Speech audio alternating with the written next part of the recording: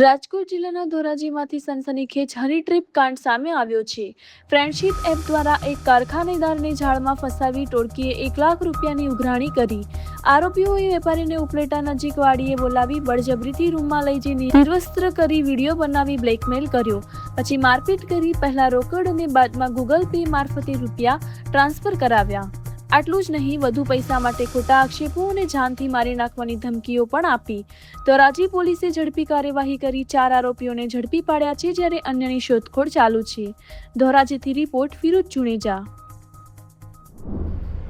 Dhoraji city police સ્ટેશનમાં તારીખ 1 મઈ 2026ના રોજ ભારતીય ન્યાય સંહિતાની કલમ 308(7) અને 309(6) મુજબ એક ગુનો દાખલ કરવામાં આવ્યો છે।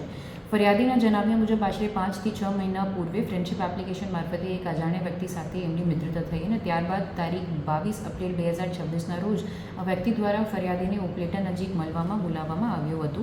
ત્યાં એક અજાણ્યા સ્કૂટી ચાલકે ફરિયાદીને બળજબરીથી એક ઓટીમાં લઈ ગયા અને ત્યાં બીજા પણ માણસો હાજર હતા, જેમને ફરિયાદીને એક ધક્કો મારી ખાટલા પર મૂકવામાં આવ્યા। એમની મોબાઈલ અને 4-વ્હીલરની ચાવી એમનાથી પાસેથી છીનવી લીધી। એમના કપડાં ઉતારીને એક નગ્ન અવસ્થામાં વિડીયો અને ફોટા ઉતારવામાં આવ્યા।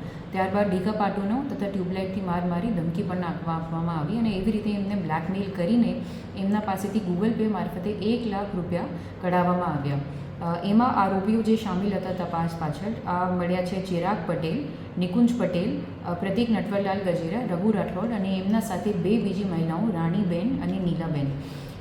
એ લોકો આ ઉઘરાણી પછી પણ ફરિયાદીના ઉપર દબાણ ચાલુ રાખ્યું અને પછી એવું બહાનું માર્યું કે ચિરાગ પટેલને હવે દવા પી ગયેલ છે અને હોસ્પિટલમાં દાખલ છે અને હજુ તમને ₹3,00,000 આપવા પડશે।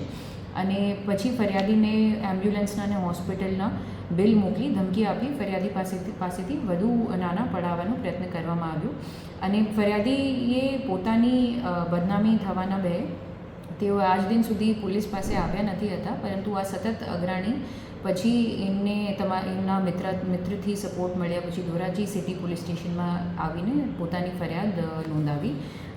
દરેક આરોપી હવે પોલીસના ધરપકડમાં છે અને તપાસ ચાલુ છે। અમારો સંદેશ દરેક વ્યક્તિ માટે એવું છે કે તમે કદાચ કોઈ હની ટ્રેપિંગ સ્કેમમાં અથવા બીજા કોઈ એવા માણસોથી બ્લેકમેલ થઈ રહ્યા છો તો એમાં કોઈ ગભરાવાની વાત નથી। તમે પોલીસ પાસે આવી શકો છો, તમારી ઓળખ ગુપ્ત રાખવામાં આવશે અને પોલીસ દરેક રીતથી તમારી મદદ કરવામાં તત્પર અને